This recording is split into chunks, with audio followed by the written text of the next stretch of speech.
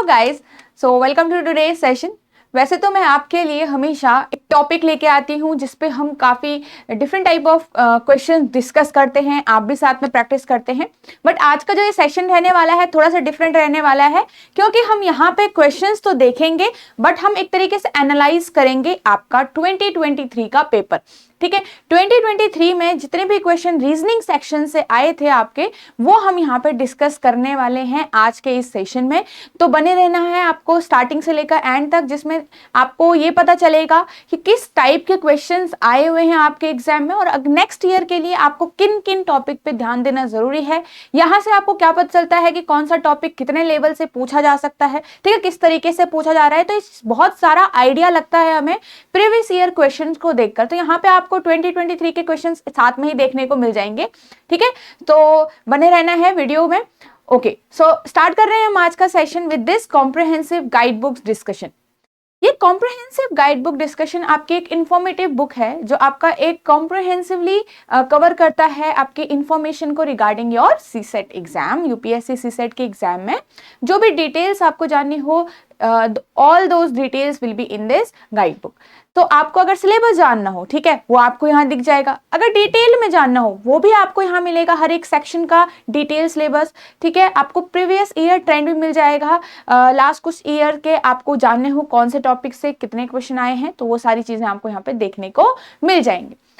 सबसे अच्छी बात, आप इसको बहुत इजीली डाउनलोड कर सकते हो। इसी वीडियो के नीचे डिस्क्रिप्शन में जाइए और लिंक को क्लिक कीजिए, वहां से आप इसको डाउनलोड कर सकते हो विदाउट एनी कॉस्ट। राइट, चलिए, सो ये था हमारा गाइड बुक के बारे में, जरूर डाउनलोड कीजिए, आपके लिए यूजफुल ही रहेगा। तो सेशन को स्टार्ट करते हैं विद दिस एनालिसिस और टॉपिक। ठीक है, एक साथ देख लेते हैं एक बार चार्ट बना के कि क्या हमारे जो टॉपिक थे वो आए थे। ठीक है, किन टॉपिक को आपको प्रैक्टिस करनी चाहिए। कई बार होता है कि हमें सिलेबस देके यही नहीं पता होता है कि एग्जैक्ट कौन सा टॉपिक आ रहा होता है ना। तो चीजों को ध्यान थोड़ा डिटेल में जानिए। अल्फाबेटिकल सीरीज, यहां से आपके दो क्वेश्चन बने थे। ठीक है, एक बहुत ही इजी, एक बहुत ही मॉडरेट कह सकते हैं हम, लेंदी कह सकते हैं, आप अटपटे से क्वेश्चंस भी कह सकते हैं। राइट, हम जैसे आपके यूपीएससी सीसेट का जो लेवल है रीजनिंग का बात करें हम, तो बहुत ज्यादा डिफिकल्ट नहीं है अभी भी। ठीक है, हो सकता है एक या दो क्वेश्चंस आपके थोड़ा सा आपके क्या हो, अपनी हैबिट से जो आपने प्रैक्टिस नहीं की है अभी तक उससे थोड़ा बाहर हो। राइट, और बाकी के क्वेश्चन आपके यूज टू ही होंगे, आपने प्रैक्टिस जरूर की होगी, आपने मतलब कॉन्सेप्चुअल क्वेश्चन आते हैं, आपके बेसिक क्वेश्चन भी आते हैं, डायरेक्ट क्वेश्चन। ठीक है, तो ये सब चीजों का मिक्सचर भी होता है। अब दो तीन क्वेश्चन जो नहीं होते हैं आप उनको बाद में ट्राई कर सकते हैं, है ना। बट अगर हमने प्रीवियस ईयर में देखे हैं वो क्वेश्चन, तो जरूर उनकी प्रैक्टिस कर रही है। ठीक है, तो यहाँ पे फिर आपके ब्लड रिलेशन से एक क्वेश्चन आया था, coding decoding one question, ranking one question, continuous letter series से भी एक क्वेश्चन आया था, बहुत ही ईजी लेवल का आया था आपका। ठीक है, बहुत ही ईजी लेवल। ओके, रैंकिंग के भी आपका एक क्वेश्चन है। अगर आपके हिसाब से, स्टूडेंट के हिसाब से हम देखें तो मॉडरेट लेवल आप बोल सकते हो। ठीक है, coding decoding easy level. Blood relation भी अगर हम बात करें तो मॉडरेट बोल सकते हो, क्योंकि थोड़ा सा किस में आया था, डेटा सफिशिएंसी की फॉर्म में आया था। ठीक है, डेटा सफिशिएंसी की फॉर्म में आया था आपका ब्लड रिलेशन। और इसको भी बात करें, ये भी ऑलमोस्ट ऐसा ही कुछ था, स्टेटमेंट बेस्ड था। ठीक है, नेक्स्ट कैलेंडर का एक क्वेश्चन आया था आपका। अगर हम इसको बात करें उस क्वेश्चन की तो वो ठीक था। ठीक है, देखेंगे इसमें हम क्यूब एंड क्यूबॉइड का question easy to moderate level. अगर हम एज ए स्टूडेंट बात कर रहे हैं यहाँ पे, ठीक है, आपके स्टेटमेंट एंड कंक्लूजन का क्वेश्चन भी आया था काफी टाइम बाद, मतलब पहले देखने को मिलता था, फिर बीच में कुछ गैप आया और उसके बाद 2023 में अगेन ये टाइप का क्वेश्चन आपको पूछा गया। ठीक है, तो मॉडरेट लेवल था। हो सकता है आप में से काफी लोगों ने सोचा हो कि भाई ये क्वेश्चन नहीं बनते, पर आपका ये वाला क्वेश्चन आया था। डिस्कस करेंगे इसके बारे में भी अच्छे से यहाँ पे कि क्या क्वेश्चन आया था और किस तरीके से पूछा था। इनइक्वालिटी, भाई अब ये एक नया टॉपिक डाला गया, इनइक्वालिटी का क्वेश्चन भी आपके उसमें आया था और थोड़ा मॉडरेट लेवल का क्वेश्चन आया था अगर हम आपके यूपीएससी लेवल के हिसाब से देखें तो। ठीक है, तो ये जो सारे क्वेश्चन हैं आपके इस लेवल में आपके एग्जाम में आए थे, सो आई होप इसको आप समझ चुके हैं। सबसे पहला ही क्वेश्चन हम खोल रहे हैं इनइक्वालिटी का। अब देखो, इनइक्वालिटी वैसे बहुत ईजी होती है, बट यहाँ पे आपका क्या है, सिर्फ इनइक्वालिटी नहीं है, ये कोडेड फॉर्म में आया। क्या था, कोडेड इनइक्वालिटी है ये। ओके, क्या है, कोडेड इनइक्वालिटी। ओके, नॉर्मल होता तो आप आराम से भी कर लेते थे। वैसे ये वाला क्वेश्चन भी इजी है, बस थोड़ा सा अगर आपने प्रैक्टिस की होती तो, बट कोई दिक्कत की बात नहीं है। अगर एग्जामिनर नेक्स्ट ईयर इसको देता है तो बिल्कुल इसको स्किप नहीं करना है, राइट। चलो यहाँ पे आपको क्या किया हुआ है कि अगर a प्लस बी कहीं पे भी लिखा होगा तो उसका मतलब ये होगा, अगर a माइनस बी कहीं पे भी लिखा होगा तो उसका मतलब ये होगा। इसका मतलब जो ये प्लस माइनस डिवाइड साइन है इनका कोई मीनिंग है। तो सबसे पहले हम इसको डिकोड करते हैं, ठीक है। डिकोड करने से पहले आप ये चीज समझ लीजिए कि यहाँ पे इनइक्वालिटी में आपके पास कितने सिंबल्स होते हैं। ये आपके पास कुछ सिंबल्स होते हैं, 5 सिंबल हमारे हैं जो इनको हम रीड करते हैं। Greater, smaller, greater equal, smaller equal and equal, 5 symbol है हमारे, जिसमें से एक प्रेफरेंस मिलती है कि अगर सारे के सारे सिंबल अगर एक ही लाइन में आ जाएं तो अब वहां पे आप क्या करते हो, ठीक है। हमेशा ध्यान रखिएगा। अगर मान लीजिए अगर मैं बात करूं ग्रेटर वाली फैमिली की, ग्रेटर में क्या क्या है, ये है और ये है, इक्वल टू को भी डाल दो, तो फर्स्ट प्रेफरेंस हमेशा आपकी इस ग्रेटर वाले भाई को मिलेगी, सेकेंड वाली प्रेफरेंस आपकी इस वाले को मिलेगी और लास्ट वाली प्रेफरेंस बेचारे आपके इक्वल टू को मिलेगी। तो ये ध्यान में रखो, ठीक है। नेक्स्ट प्रेफरेंस आपकी इस अगर हम स्मॉलर वाली फैमिली में देखें तो अगेन स्मॉलर को, स्मॉलर इक्वल को और लास्ट वाली प्रेफरेंस अगेन इक्वल को, राइट। मतलब एक ही लाइन में या तो ये वाली फैमिली या तो ये वाली। गलती से अगर इन दोनों में से ऑपोजिट फैमिली एक साथ आ गई, क्या होगा, अगर ऑपोजिट, हम इनको बात करेंगे ऑपोजिट सिंबल, मतलब अगर ग्रेटर और स्मॉलर सिंबल एक साथ आ गए, मान लो जैसे ऑपोजिट सिंबल्स अगर हम बोले इनको, सपोज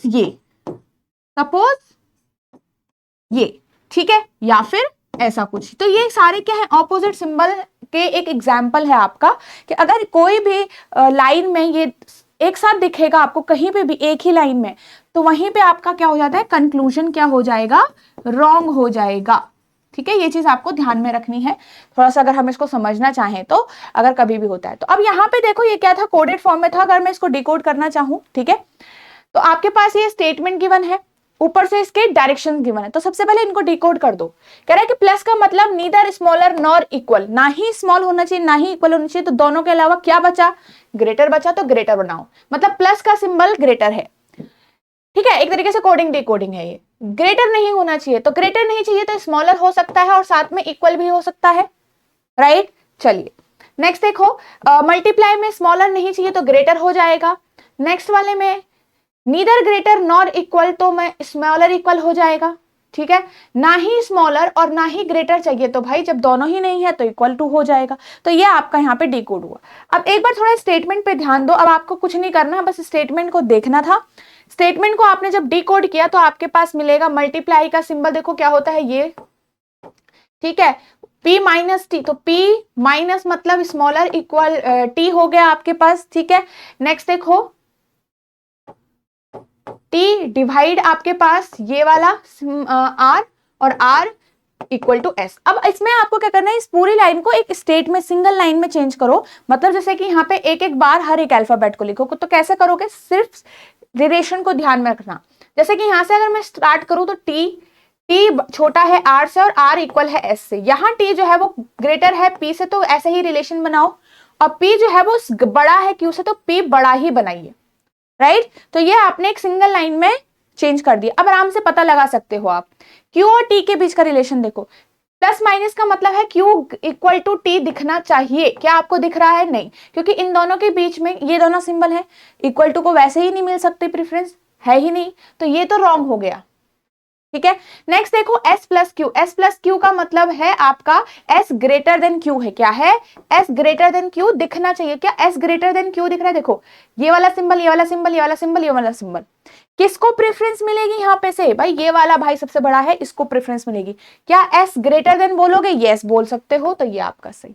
तो इस तरीके से हमारा ये वाला कंक्लूजन इसमें सही होता है, सेकंड वाला, ठीक है। आई होप आपने अच्छे से समझा होगा कि ये एक न्यू क्वेश्चन था, तो हमने यहाँ पे सॉल्व करके भी आपको दिखा दिया, ठीक है। ओके, तो नेक्स्ट बार अगर आता है स्किप मत करना, क्योंकि ये इजी है थोड़ा, इस टाइप के क्वेश्चंस की प्रैक्टिस करो आप। ओके, अब ये एक क्वेश्चन आया था, स्टेटमेंट कंक्लूजन का क्वेश्चन था। कई बार इन टाइप के क्वेश्चंस में क्या होता है, क्योंकि हम सॉल्व नहीं कर रहे होते, हमको थोड़ा लॉजिकली सोचना पड़ रहा होता है, और हो सकता है जैसा आप सोचो एग्जामिनर की वो सोच ना हो, तो हो सकता है कई बार आपके इसमें रॉन्ग क्वेश्चन, रॉन्ग आंसर भी बने।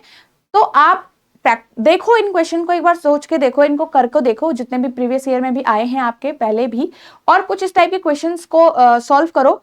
अगर आपकी एक्यूरेसी बनती है तो you can solve this type of question. अगर आपको लगता है कि नहीं आप नेगेटिव मार्किंग ले रहे हो बार बार, तो कोई दिक्कत नहीं है, आप इसको स्किप कर सकते हो, ठीक है, क्योंकि यहाँ पे थोड़ा सा एक्यूरेसी का बहुत डर होता है। ओके, अब यहाँ पे हमारे पास 2 ट्रू स्टेटमेंट है, 1 फॉल्स स्टेटमेंट है, उसके हिसाब से हमें इन दोनों को आंसर करना था, ठीक है। तो जो यहां समझ जाएगा वही आंसर कर पाएगा, राइट। तो अगर आता है तो ठीक है, नहीं तो आप इसमें टाइम वेस्ट ना करें, ठीक है। तो एक इस टाइप का क्वेश्चन आया था आपका। एक हमारे पास ये देखो कितना इजी क्वेश्चन है, ये आपका कोडिंग डिकोडिंग का क्वेश्चन है। तो कोडिंग डिकोडिंग में आपको क्या करना था, 0 है, CHUR में कोड हो रखा है, प्लेयर का कैसे कोड होगा, डायरेक्ट कोडिंग थी, इसमें +3 हो रहा था हर जगह, ठीक है। एक ये वाला क्वेश्चन आया है आपका कोडिंग डिकोडिंग में। ये जो क्वेश्चन है अगेन हमारा स्टेटमेंट कंक्लूजन टाइप का क्वेश्चन है। इसमें आपके पास ऊपर जो 2 स्टेटमेंट दी गई हैं ये आपकी ट्रू होंगी, ये एग्जामिनर ने दी है। इनको पढ़ के बताना है कि क्या आप इसमें से कंक्लूड कर सकते हो। जब भी ऐसा लिखा जाए कि क्या कंक्लूड कर सकते हो, उसका मतलब होता है 100% श्योरिटी के साथ आप बताइए। जिसकी 100% श्योरिटी होती है वही आपके आंसर में निकलता है, ठीक है। तो इसको ऐसे सॉल्व करना था। नेक्स्ट देखो यहाँ पे इनकॉम्प्रिहेंसिबिलिटी से अल्फाबेट सीरीज का एक क्वेश्चन था जो इजी लेवल वाला क्वेश्चन है, ठीक है। यही हमारा जो इजी लेवल वाला क्वेश्चन है। यहाँ पे आपको कुछ नहीं करना था, इसका बताना था कि रिवर्स ऑर्डर में अगर स्पेलिंग्स को लिखें, लेटर्स को लिखें, तो हमारे पास उसी पोजिशन पे कितने लेटर रुकेंगे। ओके, चलो एक इस टाइप का क्वेश्चन था। एक आपका ये वाला क्वेश्चन था कि कॉन्टिन्यूअस सीरीज में आपके इस टाइप का कोई क्वेश्चन आया हुआ था। देन हमारे पास ये है ब्लड रिलेशन का क्वेश्चन जिसमें आपके 4 स्टेटमेंट आई थी। तो यहाँ पे मैं अगर आपको अप्रोच बताऊं, एक रियल अप्रोच, जब भी डेटा सफिशिएंसी के क्वेश्चन आए ना, तो ध्यान रखिए कि वहां पे अगर 2 स्टेटमेंट है तो आप डायरेक्टली स्टेटमेंट को पहले 1 को चेक करो, 2 को चेक करो, फिर दोनों को जोड़ के चेक करो, ठीक है। पर अगर मोर देन 2 स्टेटमेंट होती है तो हमेशा लुक एट द ऑप्शंस, हमेशा। So always remember look at the option and then try to answer in the form, answer in the combination of the option. जो भी कॉम्बिनेशन ऑप्शन के अंदर given है, ठीक है, उसको हिसाब से अपने को सॉल्यूशन बनाओ, ठीक है। तो इस टाइप का आपको चीज में इस टाइप में आपको ध्यान रखना है, ठीक है। नेक्स्ट है हमारा रैंकिंग एंड ऑर्डर का। ये क्वेश्चन आया था आपका जो थोड़ा इजी और मॉडरेट है, एक तरीके से डेटा सफिशिएंसी टाइप ही है। मतलब अगर आपको देखो डेटा सफिशिएंसी टाइप में हमेशा ध्यान रखो कि आपको पहले उस चैप्टर का बेसिक जरूर आना चाहिए, तभी आप अच्छे से कर पाओगे, ठीक है। जब तक बेसिक क्वेश्चन आपने नहीं किया ना, आप डायरेक्ट जंप मत करिए डेटा सफिशिएंसी पे। अब यहाँ पे जो ये क्वेश्चन है वैसे बहुत इजी है, बट अगर आपने अच्छी प्रैक्टिस नहीं करी तो आपको लगेगा थोड़ा डिफिकल्ट, थोड़ा हटके। क्यों? क्योंकि यहाँ पे बस कहा गया है, आंसर नहीं पूछा, कहा गया है कि कितने स्टेटमेंट से ये आंसर आएगा। अब वो आप तभी बता पाओगे जब आपको रियल क्वेश्चन, जो इजी क्वेश्चन है वो सॉल्व करने आते होंगे ना, राइट। चलिए एक ये क्वेश्चन था हमारा, और ये हमारा कैलेंडर का क्वेश्चन था। वैसे बहुत इजी था यहां तक, जैसे ही आपने ये नंबर देखा वो डिफिकल्ट बन गया। आपको कुछ नहीं करना था, 10 टू द पावर 10 जहां पे भी देखा स्टूडेंट्स ने वो थोड़ा सा कंफ्यूज हो गए। ये वैसे बहुत इजी है ना। 18th डे आता, 20th डे आता तो हम कर लेते, इसमें क्यों नहीं कर पाए हम? कुछ नहीं करना था। अगर देखो आपको रिमाइंडर थ्योरम से करना नहीं आता था तो आप डायरेक्टली 10 टू द पावर 10 को ही आपने 7 से डिवाइड कर लेना था। मतलब 10 के पीछे 0 लगा देते और उसके हिसाब से 7 लगा लेते, थोड़ा बहुत टाइम लगता पर आंसर आ जाता। जो भी हमको यहाँ पे से ऑड डेज मिलते उनके हिसाब से हमको आंसर निकालना था। तो मेनली कैलेंडर में जो काम होता है वो किसका होता है? ऑड डेज का ही काम होता है हमारा, है ना। चलिए, तो इजी टू मॉडरेट था। अगर किसी ने पहले इन टाइप के क्वेश्चन की प्रैक्टिस की होगी तो डिफिकल्ट नहीं था। अभी हमारा क्यूब एंड क्यूबॉइड का क्वेश्चन है, बिल्कुल डायरेक्ट है, थोड़ा सा लैंग्वेज चेंज कर दी गई है, बाकी आपका ये लेवल बहुत इजी है। फॉर्मूला बेस्ड क्वेश्चन था डायरेक्ट, ठीक है। ये हमारा क्यूबॉइड का चैप्टर है, ठीक है। तो क्यूबॉइड का जो टॉपिक है आपका, इसमें ये वो जो फर्स्ट वाली स्टेटमेंट को कहा है कि सही है कि नहीं है, ये चेक करने के लिए यहाँ पे आपको पहले पता करना पड़ेगा कि एग्जैक्टली 15 ही क्या इस क्यूब बन रहे थे। ये बिल्कुल डायरेक्टली फॉर्मूला बेस्ड था ये वाला स्टेटमेंट, और इसमें थोड़ा सा आपको एक्स्ट्रा दिमाग लगाना था, ठीक है। तो कॉन्सेप्चुअली पढ़ना शुरू करो चैप्टर्स को, रीजनिंग के भी। ऐसा नहीं है कि इजी आपको लगता है, आपको कहीं से मतलब ओवरऑल एक व्यू है कि इजी है, ठीक है। अगेंस्ट दोज 2 सब्जेक्ट्स आपका ये रीजनिंग सेक्शन इजी जरूर है, क्योंकि आपका क्या है कि अगर जितने भी क्वेश्चन आ रहे हैं उसमें से 80% डुएबल होते हैं, मेनली 80% डुएबल होते हैं। जो 2-3 क्वेश्चन ऊपर नीचे होते हैं, जो थोड़ा सा अटपटे से होता है, वो हमारे न्यू होते हैं और वो थोड़ा सा अलग तरीके से पूछे भी जाते हैं, ठीक है। तो बाकी क्वेश्चन डुएबल ही होते हैं आपके, ये चीज ध्यान रखिए, but still it doesn't mean कि आप प्रैक्टिस नहीं करोगे। देखो कोई भी क्वेश्चन आप तभी अच्छे से कर पाओगे, रीजनिंग का भी, अगर वो इजी भी है, जो अगर आपने देखा है, अगर आपको हैबिट है सॉल्व करने की, क्योंकि हम उस मेंटालिटी के साथ एग्जाम में जा रहे होते हैं कि हमको थोड़ा क्वेश्चंस की ना प्रैक्टिस होनी चाहिए, हैबिट होनी चाहिए सॉल्व करते हुए, ठीक है, जिससे हम पेशेंटली उसको सॉल्व कर पाए। ओके, तो एक ये आपका जो क्वेश्चन है, जो हमारा डिफिकल्ट टाइप का क्वेश्चन था, अल्फाबेट सीरीज का ही एक क्वेश्चन है। इसी तरीके का क्वेश्चन आपका 2022 में आया था। अगर 2022 में आपने उस क्वेश्चन की प्रैक्टिस की होती है ना, उस क्वेश्चन को समझा होता, तो ये वाला आपके लिए आसान होता, इसको आप कर ही पाते, है ना। पर अगर पिछले साल भी इसको स्किप किया था और इस साल भी फिर वैसे ही टाइप का आया, थोड़ा सा लेवल और बढ़ा दिया एग्जामिनर ने हल्का सा, तो जरूर करो। जो पहले के क्वेश्चन जितने भी आए ना, अगर पहले के क्वेश्चन में आपको न्यू टाइप भी दिख रहा है, तो प्रिपरेशन के दौरान उनको प्रैक्टिस जरूर करो, है ना। ऐसा नहीं कि आप छोड़ दो। अब जिस टॉपिक से वो न्यू क्वेश्चन आया, उस टॉपिक को अच्छे से पढ़ो फिर, राइट। तो जो भी जितने भी आपके टॉपिक यहाँ आए हुए हैं, इनको अच्छे से पढ़िए, ठीक है। एक भी टॉपिक स्किप मत करो इसमें से। जैसे अब इनइक्वालिटी नया आया है, ठीक है, तो अभी तक आपने काफी लोगों ने प्रैक्टिस नहीं करी होगी। स्टेटमेंट कंक्लूजन इस बार बहुत टाइम बाद। Okay, so this was the complete analysis. I hope you now know कि कैसे क्वेश्चन दिख रहे थे आपको, दिखे हैं आपको, ठीक है, कैसे क्वेश्चन आपको एग्जाम में दिखे। अब इन सारे क्वेश्चंस के साथ में प्रैक्टिस करो, ठीक है। पीडीएफ आपको मिल जाएगी इस सेशन की, और प्रैक्टिस करो साथ में सारे ही क्वेश्चन की। Okay, so now I hope आपका जो सीसेट का एग्जाम है वो अच्छे से जाएगा, अच्छे से आप लोग प्रैक्टिस करोगे कि आपको पता है एग्जाम आने वाला है, नहीं, ठीक है, बहुत पास आ चुका है। So still we have time, ठीक है, आपके पास बहुत टाइम है, आप प्रैक्टिस कर सकते हो। अभी भी थोड़ा अच्छा खासा टाइम आपको अब सीसेट में देना पड़ेगा। क्वालिफाइंग जरूर है, बट स्टिल थोड़ा सा देखना पड़ेगा, है ना। तो this is the course here. If you want to join us, you think कि आपको थोड़ा सा और एक पुश की जरूरत है, आपको एक मेंटर्स की जरूरत है जो आपके साथ बने रहें, ठीक है, आपकी प्रिपरेशन जर्नी में। और आप, या फिर अभी आप एक बिगिनर भी हैं, अभी आप शुरुआत ही कर रहे हैं सीसेट की, तो विद इन दिस 100 आवर्स, और आप यहाँ पे इस अपने जो सिलेबस, अपने जो इंपॉर्टेंट टॉपिक्स है उनको कवर कर सकते हैं, प्रैक्टिस भी कर सकते हैं साथ के साथ, क्योंकि आपका इसमें टेस्ट सीरीज भी इन्वॉल्व होंगी। जो test series are very important part of our preparation, तो टेस्ट सीरीज जरूर देखें ना, ठीक है। आपको प्रैक्टिस के बाद टेस्ट सीरीज लगानी जरूरी है, mock test. Concept videos, concept classes will be there, ठीक है, इन द रिकॉर्डेड फॉर्म। आपको बिल्कुल बेसिक लेवल से किसी भी टॉपिक का यूपीएससी लेवल तक प्रीवियस ईयर क्वेश्चंस भी आपके उसमें सॉल्व मिलेंगे आपको रिकॉर्डेड फॉर्म में ही, ठीक है। ये आपका वीकली लाइव डाउट सेशंस लिए जाएंगे, and then live revision classes भी होती हैं जो आपके एग्जाम से पहले ही शुरू की जाती हैं, आपको और आपकी प्रिपरेशन को और अच्छा बनाने के लिए। Okay, so this is our team, ठीक है, जो आपके मेंटर्स रहेंगे आपकी इस सीसेट जर्नी में।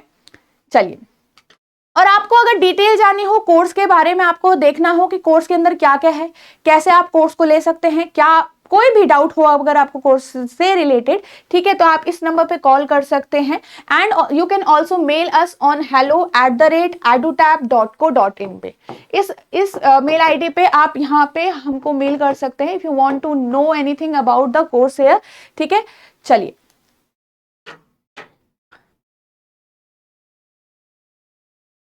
तो आई होप अब इसके बाद आप बिल्कुल तैयार हो जाएंगे, बिल्कुल टाइट कर लेंगे शेड्यूल, और बिल्कुल डिसिप्लिन के साथ अपनी प्रिपरेशन को जारी रखेंगे। Thanks for watching.